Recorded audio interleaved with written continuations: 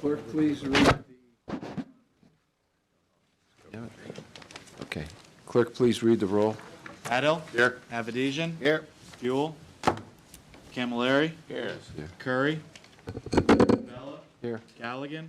Gardeau. Here. Hall. Here. Healy. Hoffman. Holloway. Yono. LeBeau. Here. Lester. Here. Magnan. Here. Murata. Here. Osgood. Here. Payne. Here. Patel. Here. Salemi. Stepped out for a moment. Thank you. Solomonides. Here. Sweezy. Taylor. Here. Torres. Vecino. Here. Carrier.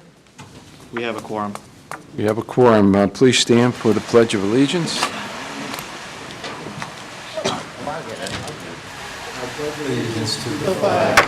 United States of America, and to the republic for which it stands, one nation, under God, indivisible, with liberty and justice for all.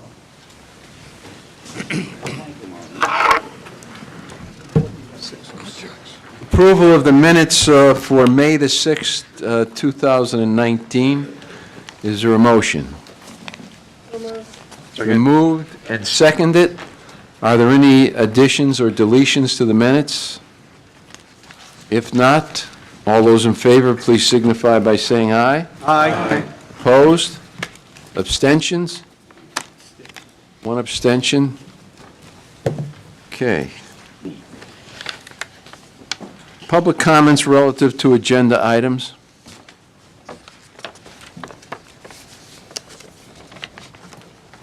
Okay. Report from District Chairman. Chairman was out of town, so. Report from the Chief Executive Officer. You can have my time. Okay, thank you, Mr. Chairman. I am going to be brief. I've got four very important things I want to talk about, and then I'll waive the rest of my time to District Council, because I know he has things to talk about, which I would typically cover. So in terms of meetings, important meetings that are coming up, we are going to be having a meeting this coming Friday with a subcommittee for the pension fund, and to talk specifically, we've asked Becky Seelman to come in to talk about the options regarding the sale price of the Glastonbury land and how that impacts the pension fund. We talked about it's presently in there 12.5, and if we sold it for X dollars, how long would it take to bring that present value back to the 12.5? So she's going to be here to talk about that, and anybody who would like to attend that. In terms of contracts 3, 4, and 5 for the Clean Water Project, the tunnel project, I've been mentioning this for the last number of months, and the major concern, as you know, 2016, prior to bidding, there was a discussion with DEEP, letters gone back and forth regarding DEEP's request for us to break the projects up into multiple projects because of cash flow for their funding, clean water funding requirements. We had agreed to break those up into 5 contracts, and the contract 2, which is the largest of the 5, which is the main tunnel which we're building right now, which is about $280 million contract. The remaining contracts 3, 4, and 5, our expectations were we were going to receive about $75 million in grant for a total project cost for those 3 contracts for $150. We've been waiting for the bond commission to be held. DEEP has indicated that they support and do support this $75 million in grant, but they need a bond commission hearing. We have yet to have a bond commission hearing. We were supposed to bid contract 5 in February. We have held that contract. We felt it was extremely important to notify, although the state of Connecticut, DEEP is aware of holding the contracts. EPA is also part of the consent decree, has not been notified. So I sent DEEP, EPA a letter, and I believe we copied all the commissioners. And I went up on May 30th with Bart, Chris, and staff to talk to EPA specifically about the issue. And so the discussion really, although giving them, the meeting lasted a good 2 hours, so we just gave them a full update in terms of what we're doing.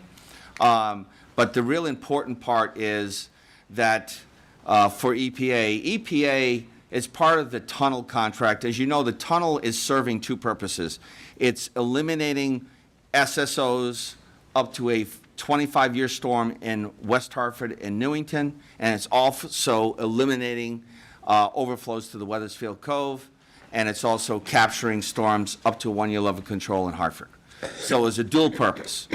So contracts, remaining contracts, 3 is a pump station, which takes the storm and sewer out of the tunnel and brings it to the plant. Contract 5 handles the SSOs in the West Hartford and Newington. Contract 4 addresses the overflows on Franklin Avenue area for the Weathersfield Cove. EPA could force us to build contracts 3 and 5 without the state funding.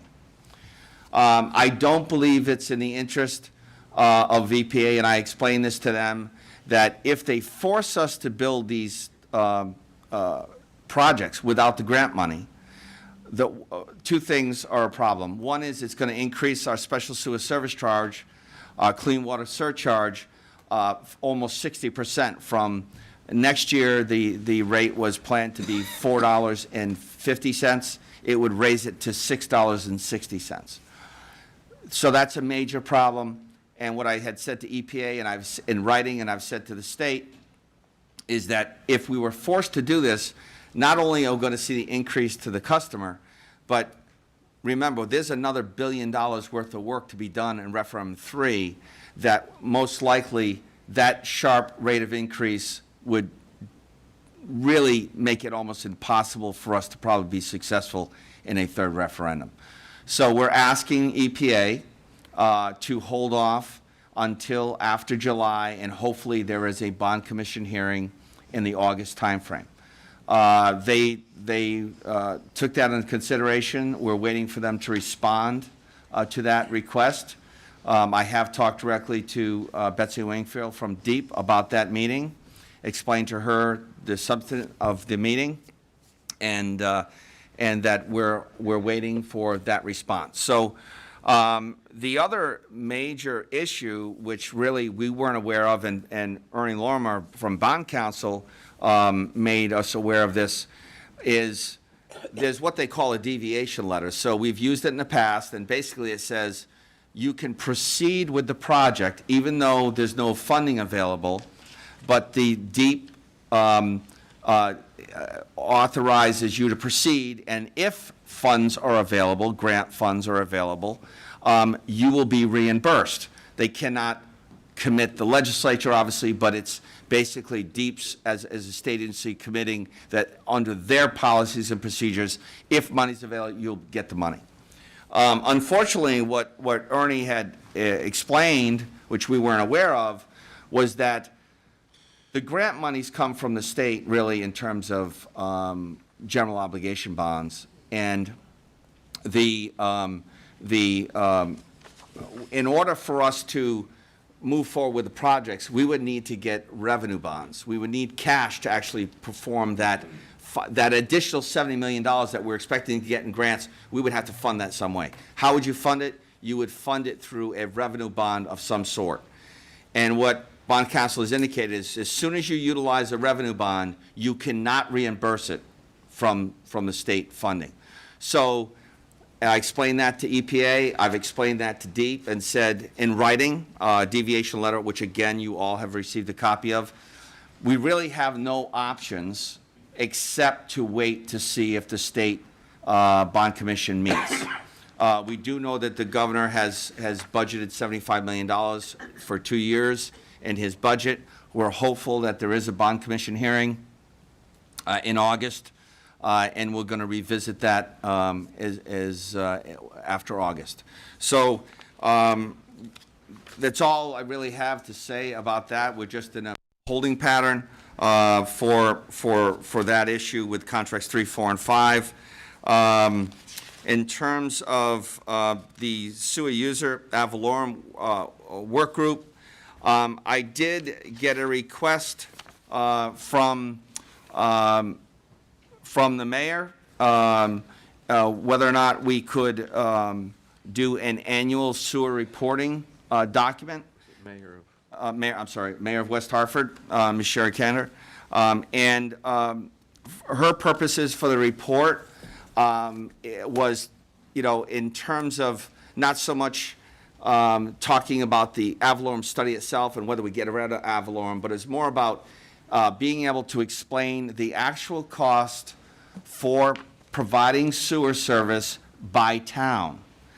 And also a mechanism to help educate the public.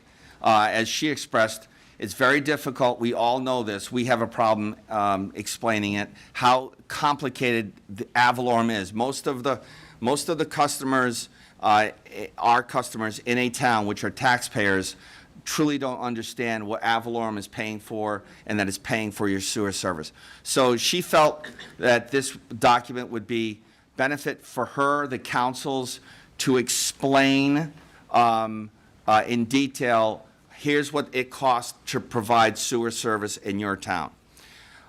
We don't disagree with that. We agree with it wholeheartedly. We've actually asked that all of the towns agree to not only the study, but what's in the study and what the format of the study is. So we're just waiting for the 8 towns to agree on what the format looks like. But we've already told Ref Tellis, our consultant, that we're going to move forward with that. The one thing that we did discuss, though, and I did discuss with the mayor, is that the challenge with analyzing what the sewer cost in your town, and I again provided copies of this letter to all of you, is that, and I'll just use West Hartford as an example, they use 16% of the water consumed, and we produce approximately 47 to 48 million gallons. 16% of that is 8 million gallons. So they're using 8 million gallons of drinking water from daily from the MDC. And we know by measuring the sewer on a dry day from the Clean Water Project, we know that they're providing us with approximately 8 million gallons of sewage. So the numbers make sense. You're consuming, I mean, there's a loss in terms of watering your lawn and those kinds of things, but overall, approximately 8 million, 16% of the water is being consumed by West Hartford, and they're sending us approximately 16% of the sewage. But on a wet day, we're getting not 8 million gallons of sewage, we're getting 80 million gallons. So there's a cost to actually treating that 80 million gallons. So what I explained to the town manager and to the mayor and to the other town managers is that when we do this cost analysis for how much it costs to treat sewer in your town, we can't just think about what you're using for drinking water. We also have to look at the cost of dealing with that groundwater or stormwater. So that's more complicated, and we're going to do that. But again, we're working with all of the towns to agree on what the format is and what information everyone is looking for this report to provide. So that is a very important thing that I think all of our towns, I also offered the mayor and the town managers, all the town managers, that we'd be more than willing to come in to the councils and explain this report on an annual basis so that everyone can understand, here's what it costs overall for the MDC to treat sewer for 8-member towns, and here's what it costs in your town. In combination with that, we also are dealing with specifically stormwater and inflow from residences in West Hartford. And as you know, I did receive a number of letters, one in February, which I believe, again, we provided copies to the commissioners, The challenge that we have in all of our towns, not just West Hartford, but the challenge we have in all of our towns is these homes were built in the 20s, the 30s, the 40s, and the 50s.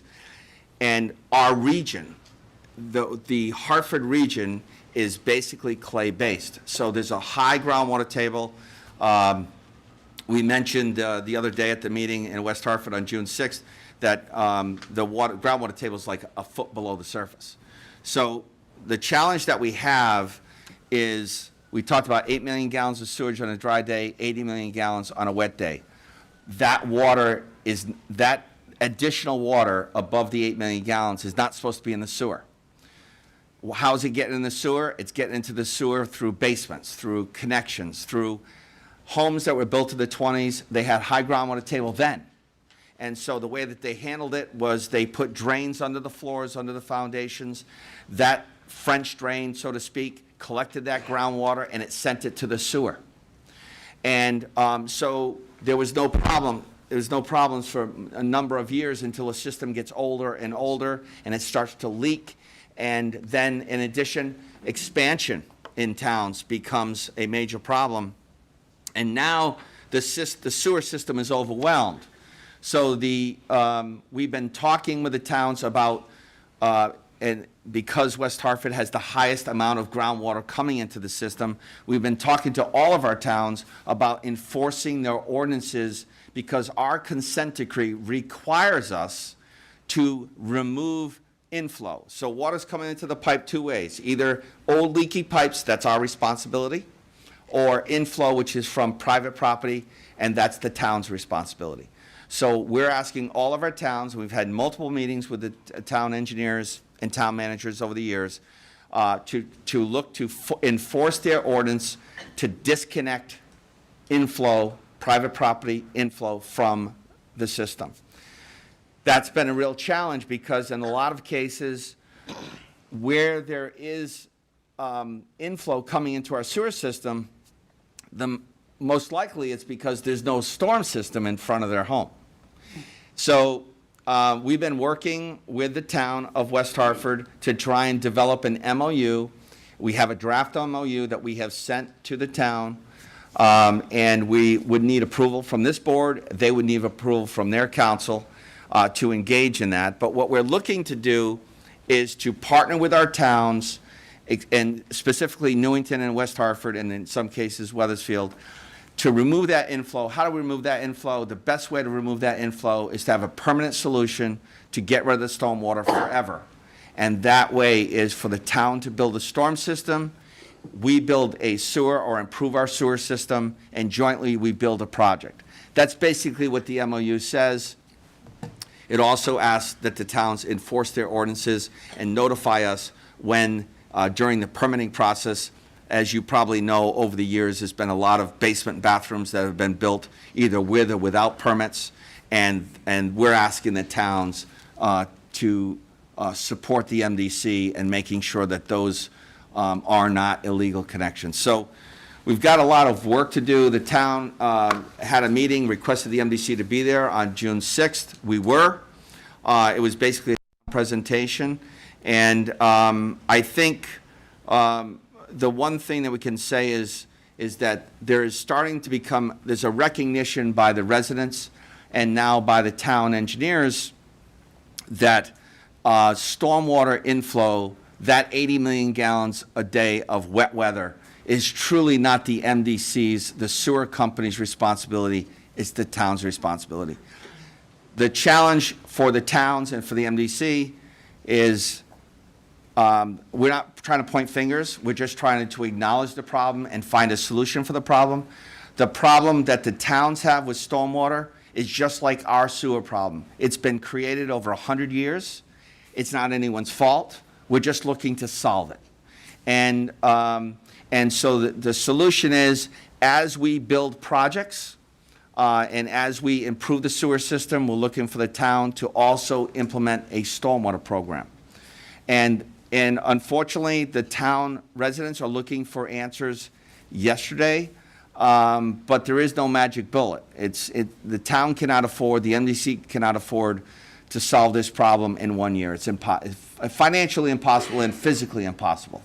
So the goal for us is to solve it over a long-term solution, find quick wins where there are existing storm systems in the town. If the town feels that the existing storm system it has the capacity to handle a direct connection from a homeowner, then we will do that. But we are going to bring this issue back to BPW for Commissioner Vecino's review. We need to, as you know, we have a disconnect program which includes approved disconnect program which includes disconnecting a stormwater inflow and providing a sump pump and a backwater valve and discharging it to the back lawn. What we're going to propose to BPW is, in some cases, we'll still have to do that. But when there's circumstances where there's a new CIP project, a capital investment by the town, any town, not just West Hartford, and they can build a storm system, we're going to propose to pay for the connection from the home to the street line. Town pays for the storm system in the street, but we're already spending $4,000 to $5,000 just in our disconnect program already per home, and we still have to deal with the problems year after year after year, whereas if we spend $10,000 to $12,000 one time, the problem's gone forever. So we're not going to do obviously anything until BPW approves that program. It would be an ordinance change, and we're going to be presenting that over the summer. The town has approved West Hartford has approved $100,000 to do a stormwater study. They actually have hired CDM Smith, which there's a benefit to that, lessons learned with the Clean Water Program. They have approved an additional $200,000 for next year. So they are committed to being a partner in solving this problem, and we're going to do everything we can to support them in that. No? Okay. And then just one other, two other issues, really important. I won't belabor on the stream flow, but we've been working, as everyone has, every water utility, to address stream flow regulations. As we've been saying since 2014, there was a exemption applied to stream flow regulations in November of 2014, and what it identified, the exemption was if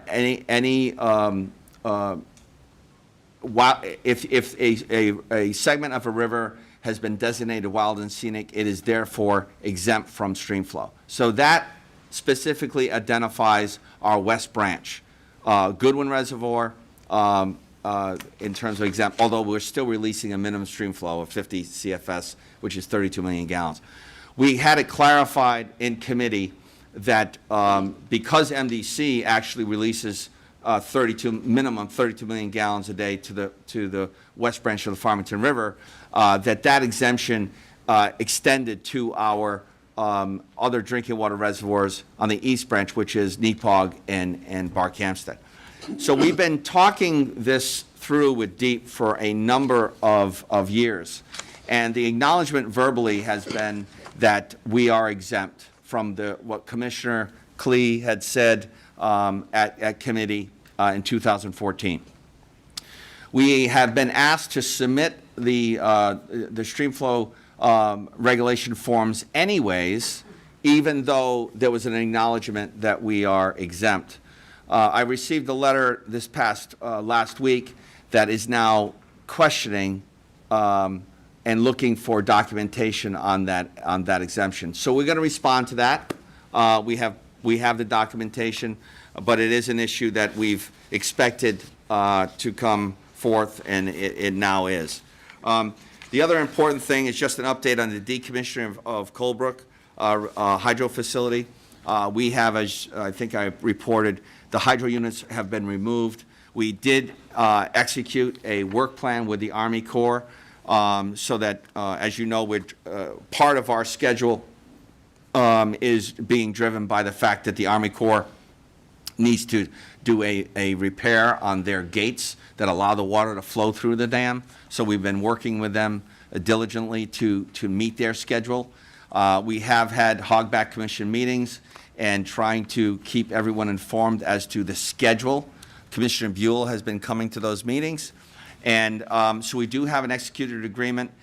We still do not have a date of when they plan to start their project, but they have committed in the work plan to giving us at least 60 days' notice. Through conversations with the Army Corps on the phone, they're expecting that they're probably not going to start anytime before August 1st. One of the biggest concerns the community has is safety in terms of releasing water. We've assured them that the way in which we release water will be no different than a riparian rights, and that it will be safe and orderly. So we are working towards the MDC being out from not only the hydro agreement, but also out of the, quote, project agreement, which means we will be no longer at the Colebrook Reservoir Army Corps Dam on January 1st, 2020. And that's it. Are there questions? Alan? Yeah, can someone give us an idea of what water consumption has been? I haven't seen those numbers of late. 'Cause I'm just curious, we've had a lot of rain and. Yeah, I'm gonna guess, it's probably in the 42 million gallons a day range, Chris? Yeah, it's been lower, it's trending lower than previous years. Yeah, surprise, yeah. Yeah. Over the last Yeah. 43 It rains. 43? and a half. So this time of year, Commissioner, we're usually in that 42 to 43, leading from the spring into the early summer. Because of the rain. Yes. Mr. Chairman? Commissioner? Thank you. I just wanted to say thank you, Scott, to you and your staff for the meeting Thursday in West Hartford. While clearly our residents were very disappointed, I think they were also very thankful that you and the town, came together and were able to answer so many of the questions.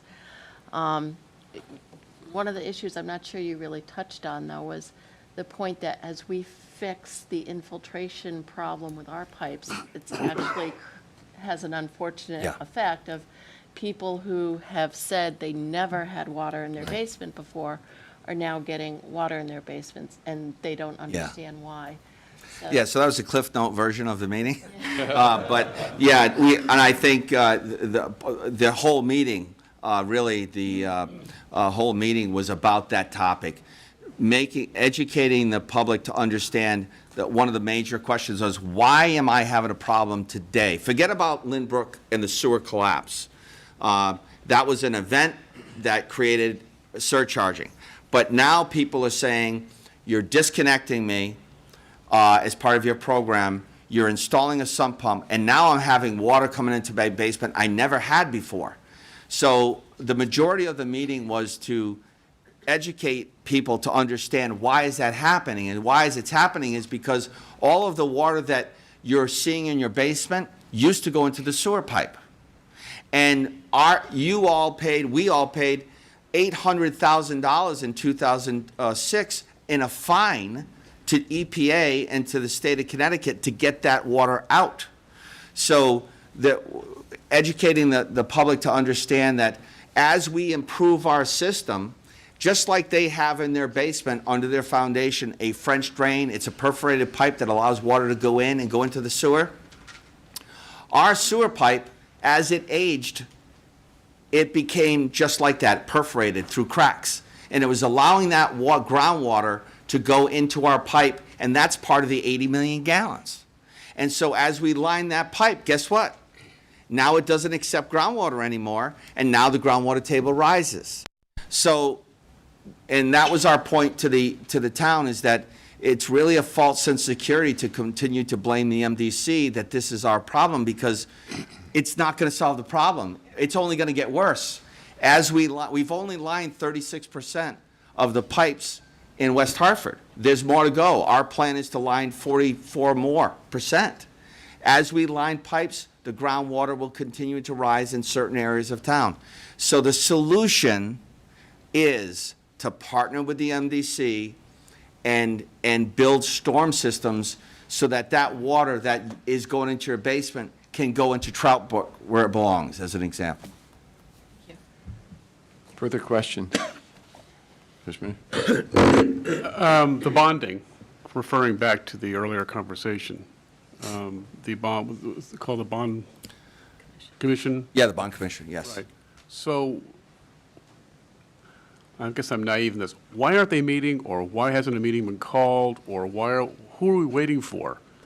Waiting for the governor to call it. Yeah, the governor calls the bond commission, and obviously, Okay, so. Well, the governor calls it, I believe it's EPA Commissioner.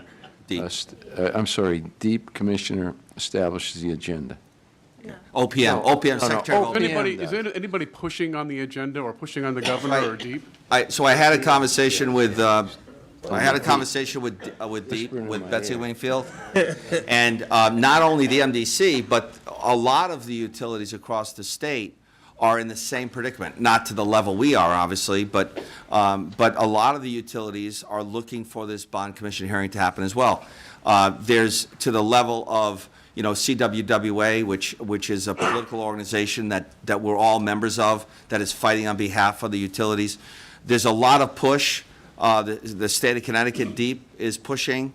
But the reluctance, typically, in my experience, there's not a lot of bond commission hearings when a new governor comes in, because the governor's trying to understand the budget, understand where they're spending money, but why, we don't know. But the challenge we have is we need a bond commission to approve the funding so that our grant monies can be provided.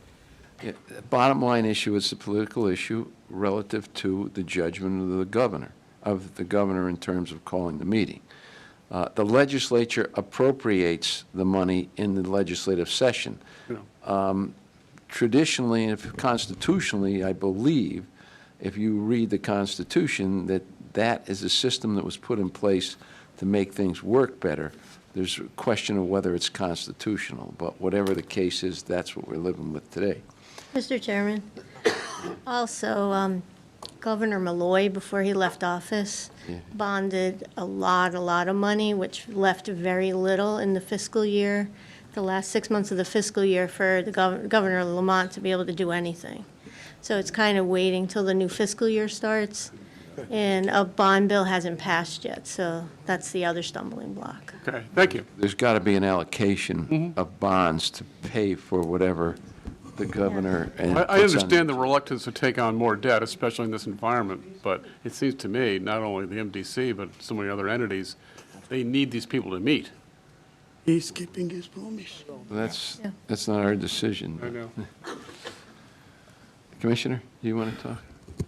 The information which we prepare to educate public regarding sewer charges, etc., should be for every town, so that town leadership gets the support for their future projects, as well as educating people when they see the bill, they don't complain to any one of us looking at it and say, what are you doing?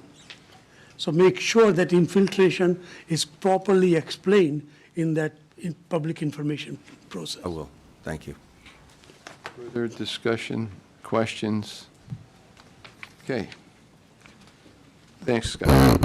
That's a very lengthy, it's a very complicated issue, and I think just in closing, the other issue is, this is in violation of EPA's regulations. What we wanted to make sure that everybody understands that is not our jurisdiction, and also we aren't participating in the process of the town not giving us access, or them cleaning up the sewer situation. Okay, item number 8, report from the district council. Thank you. Thank you, Mr. Chairman. Bart's away today, so I'm stepping in for him. First of all, you received, many of you who have emails received electronically, a copy of the latest and hopefully final draft of the complaint in the action titled Metropolitan District versus Connecticut Deep. That's the action we intend on bringing to stop the discharge of the landfill remediated groundwater into our sanitary sewer system. It's a complaint that's gone from approximately 20 paragraphs to now 84 paragraphs. We've met several times since the last board meeting. We were hoping to get the complaint actually out between then and now. Unfortunately, between schedules and the amount of meetings we've had on the complaint, that was not possible. We are at a point where we have the draft that was sent to you today. There's hard copies in the back. If anyone either doesn't have email or doesn't want to print it out, they can have a hard copy in the back table. What we're asking for is both a temporary and permanent injunction to preclude or stop DEEP from discharging from the landfill into our sanitary sewer system. We're asking for, this is an additional remedy, we're asking for an account of the $20 million that was transferred to DEEP by CRA when DEEP took over the landfill. Part of those monies, as our understanding, was to be used for ongoing maintenance and operation of the landfill. And we would think that certainly the charge that we're assessing DEEP would be part of an expense that would be paid from that account. So we want to know where that money went, where it is, and what's the balance in that account. We're also asking for a declaratory ruling on judgment on the powers within the MDC charter to charge the fee, to modify the fee, and to refuse to accept discharges if the fee is not paid. So that's basically the nuts and bolts, the more substantive part of the lawsuit.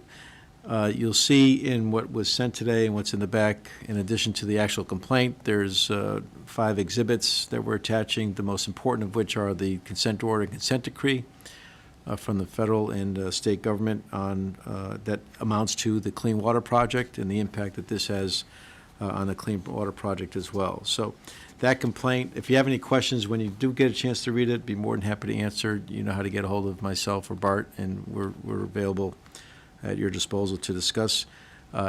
Tomorrow morning, Bart will be sent, we wanted you to see it, to get it first. Tomorrow morning, Bart will send a copy of this to Bob Clark, who's the counsel to the governor. As in the last letter we received from DEEP, we were invited to contact Bob Clark to discuss this matter. This is going to be the contact, this complaint. Assuming we don't get any positive results from forwarding the complaint, and based upon the actions of DEEP thus far, I'm not terribly optimistic that would happen, but assuming we get nothing, we hope to have this in the sheriff's hands, marshal's hands, by the end of the week. If there is some positive response, then we'll report back to certainly the chairman and the CEO and communicate to the commissioners where we are. And maybe there's some light at the end of the tunnel, but again, I'm not terribly optimistic. The other thing that I want to report on is just a very brief legislative summary, and I mean brief. Commissioner Hoffman, who's the chair of the Government Committee, was unable to be here tonight, so I want to give a full report to that committee as the Committee of Cognizance, and then we'll report back, obviously, to this board. But I did send an email late in the session as to where we are on certain things. All the items that we covered in the email did in fact happen, with one exception. 971, which was our bill relating to the bonding authority of the MDC, did not make it from the Senate to the House on time. That's not the end of it. There may be a bonding bill during a special session, or at least a bill of some relevance to municipal financing. I've spoke with Senator Cassano. He's going to try as best he can to try to get that 971 language incorporated to that bill. I can't make any promises, but we haven't given up this session on the substance of that bill. I know that Attorney Lorimer will be happy to hear that we haven't given up, because he's the one that alerted us to the fact that we could use that kind of bonding authority or flexibility. So, but with that... Well, in effect, the legislature has not adopted the Bond Act. The Bond Act has not been adopted. There's not been, It's still an open... they did a budget, they did the open- implementers, Maureen, I believe, and the Right. Budget and the budget implementation bills are done. are done. It's the bond bill. And, you know, there may be a special session on There's going to have to tolls be a that special may- session to adopt the budget, because No, we No, adopted the budget and We've implementers. adopted the budget, but it doesn't officially go into effect unless it's accompanied by the bond act. It's my understanding of the law. Well, I think you have the budget. We actually The went 1 year implementers, without a bond. yeah, the implementers were included in the budget, so that operational side is done. Right. I don't know if they're going to do a bond. Well, you're talking about. We're meeting tomorrow about it with the Right. administration. With that, Mr. Chairman, and there's one last thing on the legislative. We have, I want to just thank Brendan Fox, Steve Bonafonte, and Janice Fleming, the new member of your lobbying team. They all did a great job keeping an eye on things, keeping a track on things. Brendan was there 24 hours a day for the entire session.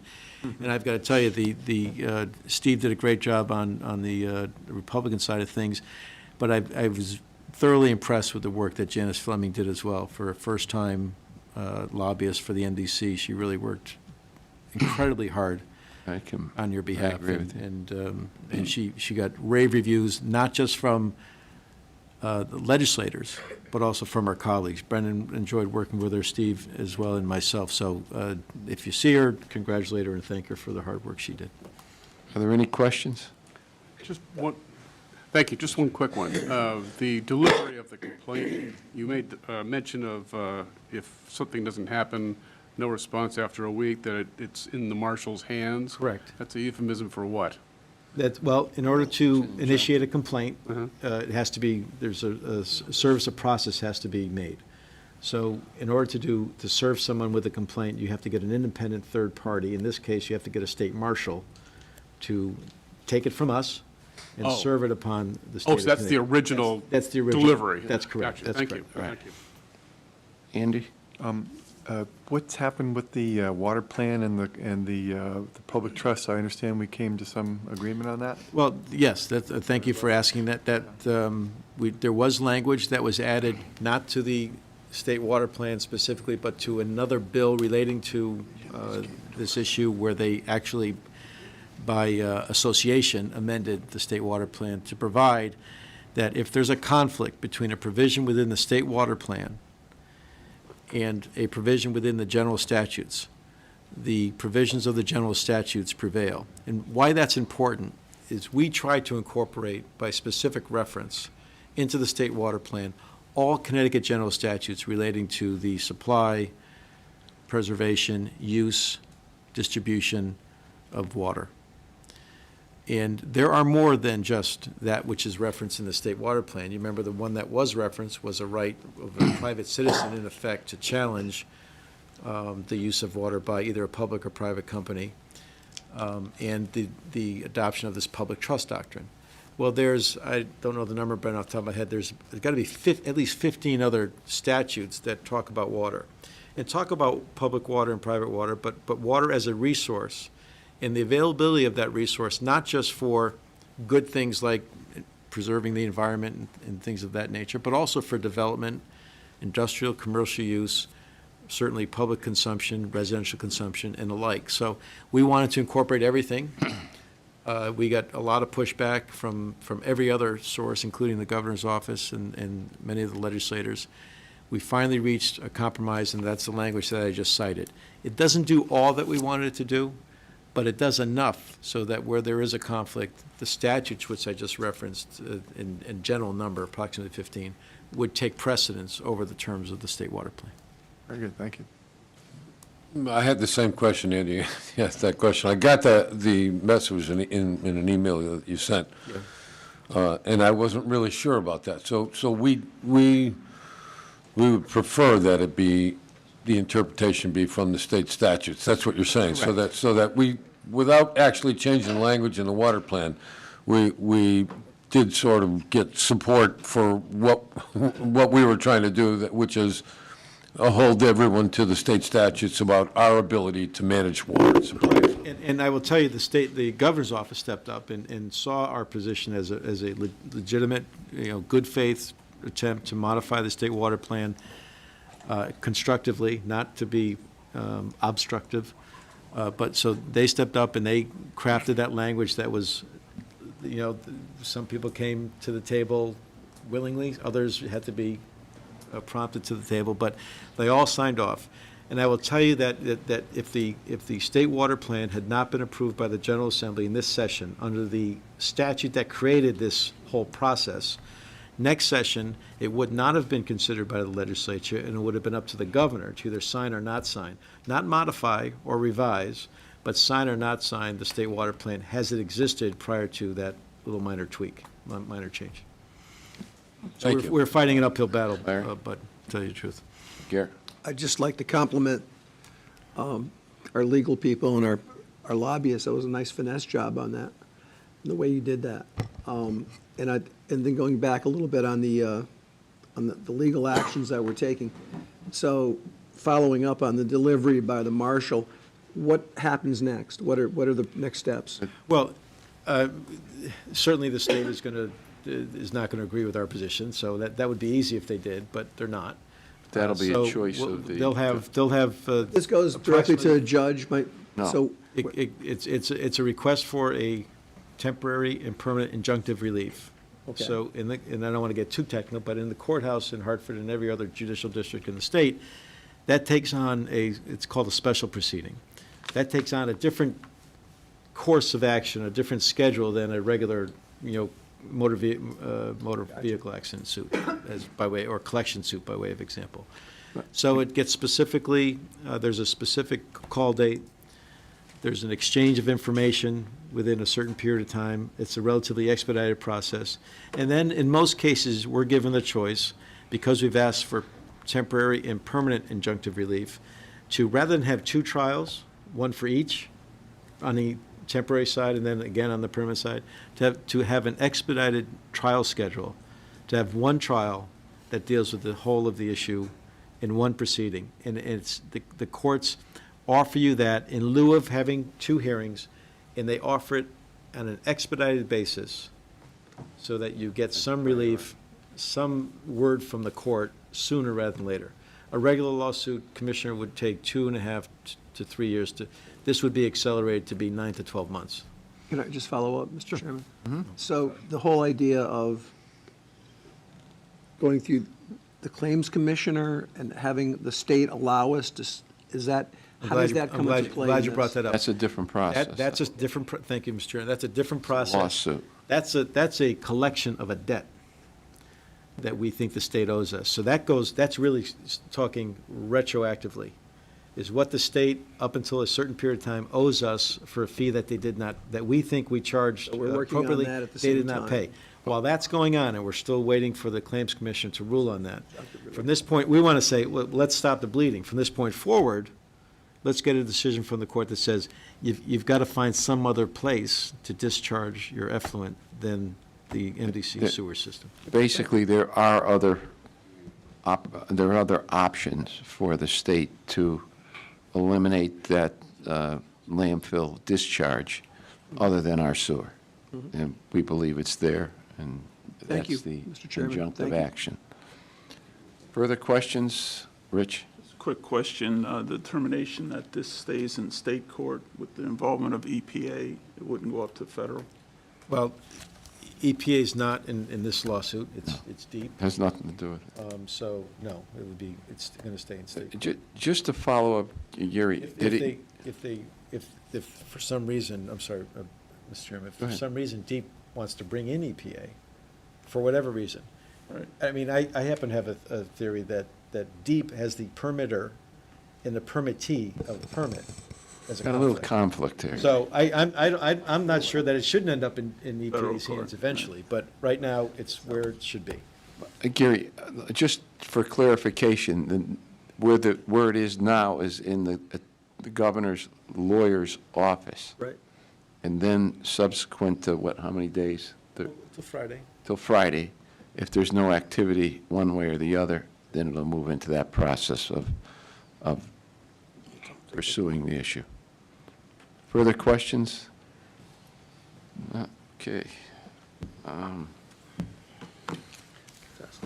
Item 9, Board of Finance, consideration and possible action regarding authorization for issuance of general obligation bonds and general obligation bond anticipation notes, June 10th, 2019. Is there a motion So moved. to receive So the moved, report Mr. and Chairman. adopt the resolution? Now, there's 3 parts to this. Yep. John, we take them one at a time? Well, the operating budget, or the operating transfer is a separate item. Okay, so that's got to be second. Yep. So we'll take up A, authorization of issuance. This is from the Board of Finance. Yes. So moved, Mr. Chairman. And at a meeting earlier this evening, the Board of Finance adopted the resolution unanimously and recommends passage to the District Board. Okay, it's been moved and seconded. Discussion? If not, all those in favor, please signify by saying aye. Aye. Opposed? Passed. Item B, operating budget transfer. Is there a motion to adopt? So moved, Mr. Chairman. In the same circumstance, at a meeting earlier this evening, the Board of Finance adopted a resolution unanimously and recommends to the District Board. Is there questions?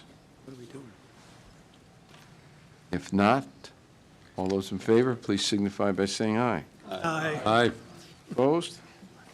Passed. Item 10, personnel and pension and insurance, consideration of and possible action regarding settlement of a pending workman's compensation claim, possible executive session. Is there an executive session? Yes, there is. There is a motion. Chairman. Is there a motion to adopt? Yes, there's a motion. Been to go- moved and seconded. Is there a motion for an executive session? So moved. Yes, so moved. It's been Second. moved and seconded. If I may, Mr. Chairman, this would be for all 4, and the purpose of the executive session is that it involves the settlement of a claim and also may involve some discussion about health-related or medical-related issues. Do we Okay. want to also make a motion for the executive session for number 11, which relates to the sale of real estate? Yeah, the one right after. You want Mr. that in Chair. executive session? Yeah. Is there objection to the combining the 2 issues, so we go into one executive session to deal with 2 issues? Without objection, the motion is before us. And number 11 just so relates to the sale and value of MDC real estate, which is the purpose for the executive session on that one. Up by the police station. Okay, who do you want to, same people for, Kelly, Chris Levesque, Lisa Remsen, John Myrtle, Bob Zeik, Attorney Wolinitz. Oh, no, way back. that's it? All those in favor of motion to go into executive session on the 2 issues? Aye. Opposed?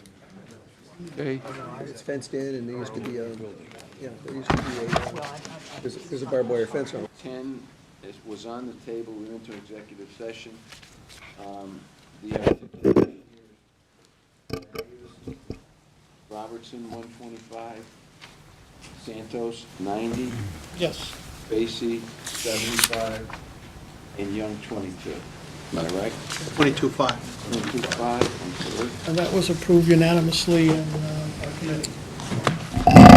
Move it. Approve that? Yes. Is there discussion? Being no discussion, all those in favor of item 10 signify by saying aye. Aye. Opposed? Passes. Item 11, consideration of and possible action regarding sale of 348 Collins Street in East Hartford. Is there a motion to adopt? So moved. Moved and seconded. Are there amendments? I believe there's 2 amendments. Rich? Well, one amendment was to return it to the board for final approval. That's the last one. The first one would be to notify the town. That's already Notify in the there. town of East I think Hartford. the one amendment. So the only amendment that would be in order is that final disposition would be done by the board with the Correct. action of the chief executive officer will be referred to the board for disposition. Is there objection to the amendment? No objection to the amendment. Is there further discussion on the main motion as amended? Aye. If not, all those in favor, please signify by saying aye. Aye. Opposed? Okay. and the back. Recommendation of action, receive a report and adopt a resolution, referral to the Water Bureau regarding water service petition from Chestnut Hill and Glastonbury. Is there a motion? So moved. Second. It's been moved and seconded. Discussion. Is this in the area of Glastonbury that has the uranium problem? Yes. Chris, do we have a report on that? The properties in question are around the Chestnut Hill area. There's been some recent articles in the news media regarding the petition and the presence of uranium in the groundwater. We received a number of petitions from the residents, and this is the request to move forward to the Water Bureau and proceed with the petition. Is there further discussion? Obviously, there's water contamination. That's good for them. Is there further discussion? If not, all those in favor? Aye. Motion? Aye. Aye. Opposed? Okay. Resolve that issue. Recommended action on 13, opportunity for general public comments. Oh, yes.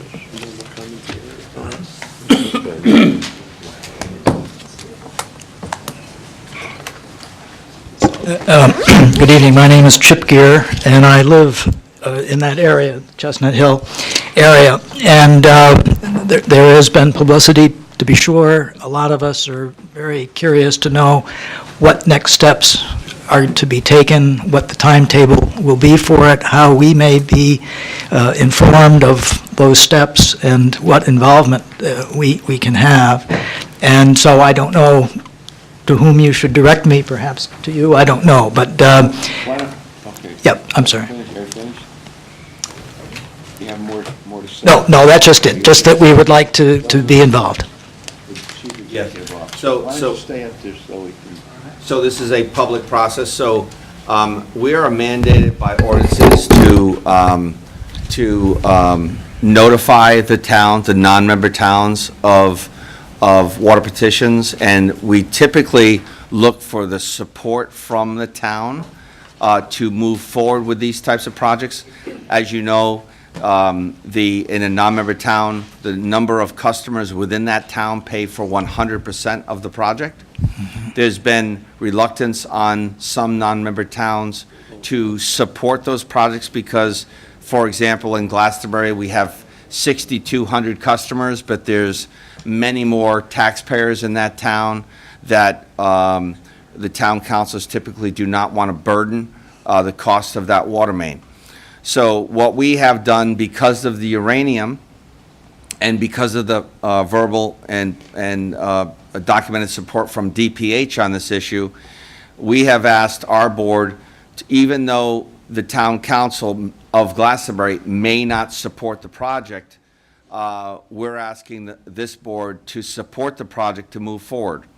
And that's what we're asking tonight. So if the board approves, it will go to the Water Bureau. The Water Bureau will have, again, a public hearing, just like what we're having tonight, to talk about the specifics and look for approval from the Water Bureau to move forward with the project. So there's a number of public hearings that will go forward after tonight, and they'll be publicly noticed, and the community, Chestnut Hill, will be notified. I guess then we are not following the normal process. We're following the process, but the town has refused to share in the capital cost, is what you're saying. Well, so what we typically do in a number of towns is ask two things. One, do they support the project? And two, the option we have is the town can pay for the project, and then they typically, the only way that they could pay for the project is to assess all taxpayers in the towns. And the reason why they typically don't support it, because they don't want to, they don't want to tax someone who is still using, well water. So our ordinances mandate that the people that are on MDC drinking water, 6,200 customers, they pay the cost of the project. Obviously, there's an assessment cost that the people that are actually getting the water pay, linear footage, and then the remaining portion of the project gets shared amongst the 6,200. We're simply asking our board to move forward with referring it to the Water Bureau. We will go through that process. We will send a letter to the town asking their support. We already know basically what the answer is based on town council meetings that occurred 2 months ago. Maybe it will change, but we will ask that of the town council, and we'll get a response. But based on this board's approval, we'll move forward without the town of Glastonbury's support. If the board approves that. If our board approves it. Is there also the opportunity to solicit the Department of Health? Yes, it will be part of the process. Yep. And then we'll come back, and the decision will be made by the total district board. So if Timing on that? I think you asked about. yeah, the timing. Timing, so we will, the next Water Bureau meeting is scheduled for Wednesday. Wednesday? It's been No, it's canceled. canceled. But we'll have to have a special Water Bureau because we're quarterly, so we will have if this board approves it tonight, we will hold a special Water Bureau hearing within the next month. And so I would suggest that within the next 2 months, we will be having our public hearings, we'll be engaging the town council, we'll be engaging DPH, and having our public hearings. But you will be notified of those public hearings because you're part of the community. As a homeowner, in other words, we Yes, would be sent correct. something in the mail? If you'll give us your address, we'll also send it Yes. to you. All right, Yep. How's that? somebody. Yeah, that sounds good. Yes. And you just give John your address. I'll give you my card. You He'll can give you a contact card. All right, very well, thank We'll you. notify you Okay. or whoever else you. Good. Yep. Thank you, sir.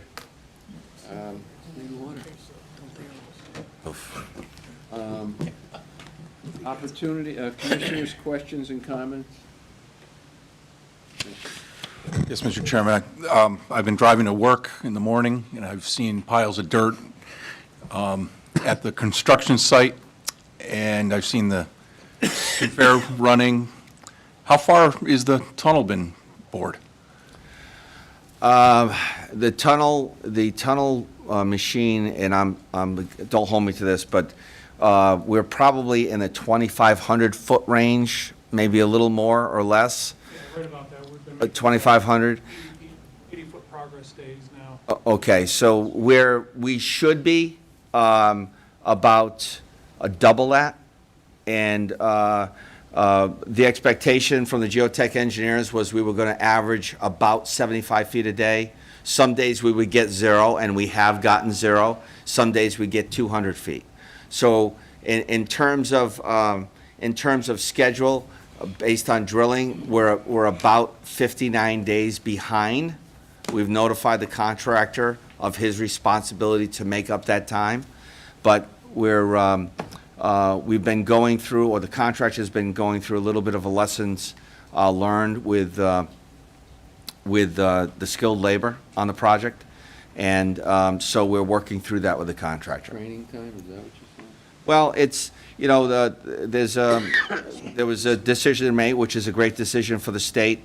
There's a union that typically travels with a project like this, and they're referred to as national sandhogs.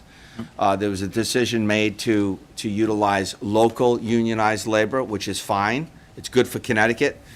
The challenge that Connecticut has is, if you go to New York and Seattle and all these other, DC, they're drilling tunnels all the time. So the labor force is there, it's trained, the capacity's already there. We as a state had to go through a learning curve, and so that's kind of partly what we're dealing with. But Was that a consideration in the contract when we awarded it? Were they familiar with the problem?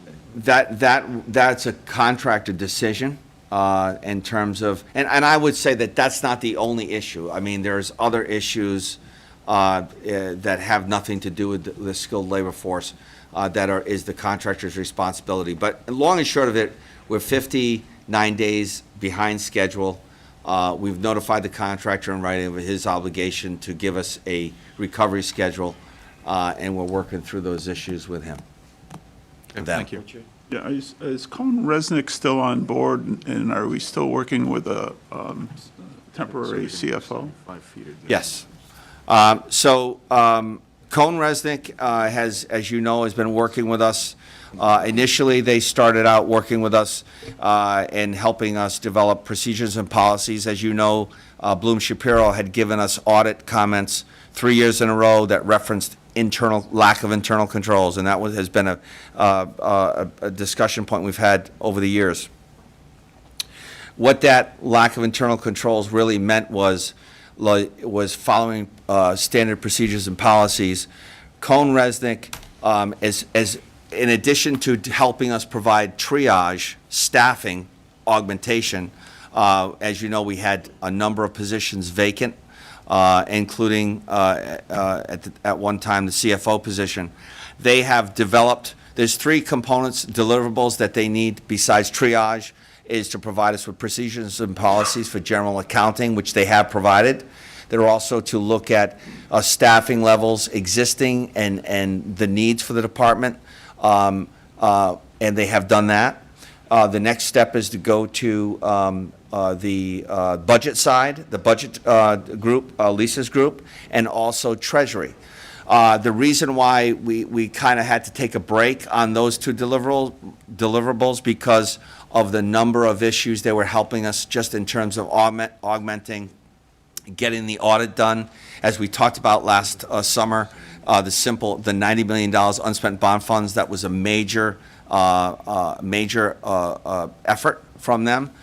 So we are working towards finalizing those 2 other deliverables, and then we'll be implementing those procedures and policies. In addition to all of that, Kelly and Chris Martin, who's our interim CFO, is working on the BT side, coordinating all of those changes that we're making in the finance department to make sure that they're implemented in the BT process. So there's a lot there's a lot going on in finance. No, I just asked the question. I don't want to think that Chris is overwhelmed with not having a team with him, and I know Yes. Cone Resnick was doing a good job. They are still engaged, and they're helping us get to the finish line with those deliverables. Just a brief comment. First of all, Scott, thank you for having a conversation with me regarding the lifeguard problem. I know you're going to work on that. Yep. And as a result of that conversation, I ended up on Memorial Day weekend taking a ride up to Lake McDonough. And I have to say, it was a beautiful day, and what a great facility for the people of the state and anybody who could access that. There were hundreds, if not 1,000 people that weekend having a ball. It was a great day, and the place seemed very well run, and everything seemed to be going very nicely, so thank you. 2 quick things. Chris, help me out with this. We've been talking to the town of East Hartford about 348 Town Street for like 20 years, 18, 20 years at least. I mean, it's like 20. So this is nothing new. This is just. And number 2, the clock, Mr. Chairman. Tomorrow morning. It says 4:45. Is that what it says? We fixed that one, Bud. We fixed that one, but that one broke again. I said, don't take your medication according to that clock because you're going to be in trouble. I mean, just, you know. Thank you, Mr. Chairman. 2 quick things also. Last week, I had the opportunity to tour the approximate 2 miles from the boathouse in Hartford up to the Windsor line where Riverfront Recapture wants to increase their trails. Mike Zalesky, the president, gave a wonderful tour, but the vision that he and his team has for this property and the opportunity, and the funding, I think, is pretty much in place, but the opportunity for them to maybe have some sustainable revenue way down the road